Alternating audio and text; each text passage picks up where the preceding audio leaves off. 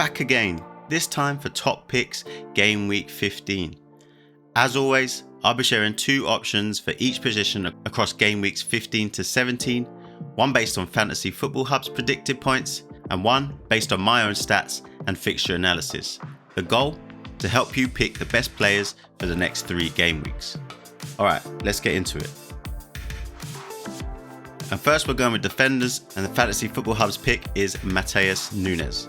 He's got Sunderland at home, Crystal Palace away, and then West Ham at home. He's predicted 14.4 points over the next 3 game weeks, which is actually the highest among all defenders. And obviously just look at those fixtures and you can see why. After City managed to score 5 against Fulham in game week 14, you have to believe that they're finally clicking into gear. Now, of course, they did concede 4 goals, but to score 5 goals away at any team in the Premier League shows that their attacking threat is there, and this is why we're picking Nunes. Obviously, with the great fixtures, this run could be a great one to target. Nunes already has 1 goal and 3 assists. He's now the preferred right back after Walker left a couple of seasons ago, leaving a big gap on that right hand side. He averages 5.04 points per 90 with an expected goal involvement of 0.10. So whilst it's not elite, he is City's outlet on that right hand side, with Bernardo Silva often drifting in from that right hand side. It leaves a lot of space for Nunes to attack. His DEFCON is 6.89 per 90. He actually gets 6 or 7 per game, but he's only actually hit it once. He's more of a classic attacking fullback in the FPL sense, so crosses, overlaps, which hopefully will equal involvement. His negatives, obviously he could be a victim of Pep Roulette, but he has played 90 minutes in every match since game week 6. So the real question is who actually replaces him if Pep does choose to rest him. There's obviously Kusanov. He's not reliable, he's not even a right back, he's actually a centre back, and whenever he's played right back he's been susceptible to mistakes. So I can't see Pep taking the risk when they're trying to chase down Arsenal of playing a player like Kusanov as a right back. And then you've got Nathan Ake, that's the wrong side. Obviously he's left footed, plays left back or left centre back. And then the one player that could potentially replace him is Rico Lewis, but Rico Lewis for me has a mistake in him. He's not the strongest, he's great on the ball, but obviously Matheus Nunes is the first pick. And as I've mentioned, whilst they are chasing down Arsenal, it would be a big risk to drop players in such important positions. You could go O'Reilly instead. He's a bigger set piece threat. He got that assist versus Leeds. Obviously he plays as left back for City, but either choice is strong. I would expect 1 benching over the Christmas period considering the fixture congestion, but overall, Matheus Nunes is going to play most games. As I've mentioned, he's played full 90 minutes since game week 6 and we're now in game week 15. So yeah, real strong pick if you want a piece of that City defence. But my pick is Lewis Hall. He's got Burnley at home, Sunderland away, and then Chelsea at home.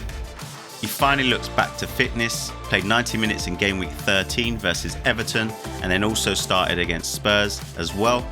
He started the first game back against City as well and played 76 minutes when they come out winners on that game. That obviously meant he went straight back into the side after his long-term injury, which says a lot about how much Eddie Howe rates him. His attacking threat is obvious.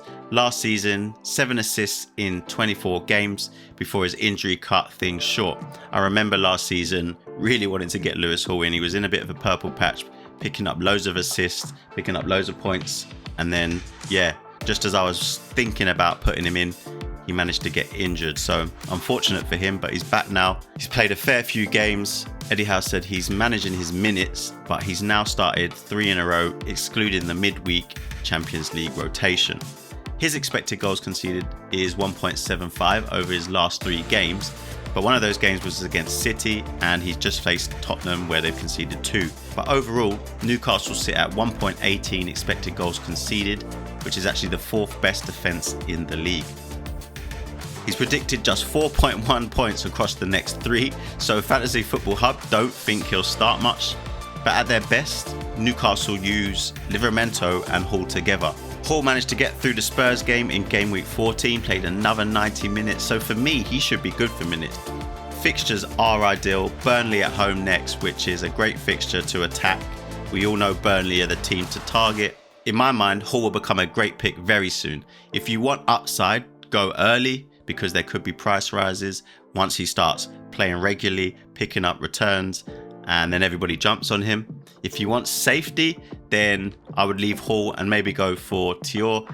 He's the Newcastle centre-back who managed to score 2 against Everton. So yeah, he's a safer pick who's always going to start. He does get a lot of DEFCON as well. That's the safer pick, but if you want more upside, I'd go for Lewis Hall. Then on to midfielders, and Fantasy Football Hub have picked Phil Foden. As we've mentioned already, Man City have really good fixtures. Sunderland at home, Crystal Palace away, and West Ham at home. Predicted 17.2 points across the next 3, the second highest midfielder behind Saka. He scored in game week 13 and 14, 4 goals across those 2 games, 5 goals and 1 assist overall for the season, an expected goal involvement of 0.52 per 90, and he gets 0.66 big chances and 0.38 big chances created. So yeah, goals and assists, Foden can do it. He's only 7.2% owned. I expect that to go up over the next couple of weeks considering how many goals he's got in his last 2. And he just had a price rise and he's now 8.2 million. So he's still relatively cheap for such an attacking player in such a good team. Again, there's always fear that Pep will drop him, but actually his minutes are identical to Núñez, 90 minutes in every game since game week 6. City can't afford to rotate their best players because they are chasing Arsenal. So for me, Foden pretty much looks locked. He's their most informed player outside of Haaland. So why would Pep drop him?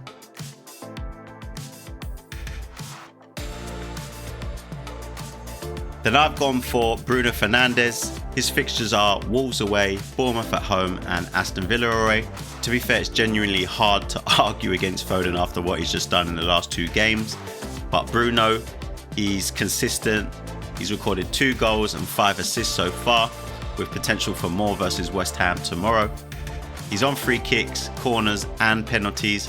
He's predicted 16.8 points for the next 3. He averages 0.46 big chances and 0.31 big chances created, and that's while playing deeper. He's still the 7th highest scoring midfielder in the game, and he's missed a couple of penalties as well. Yeah, so for me, he's a true set and forget. I can't see a scenario where I sell him.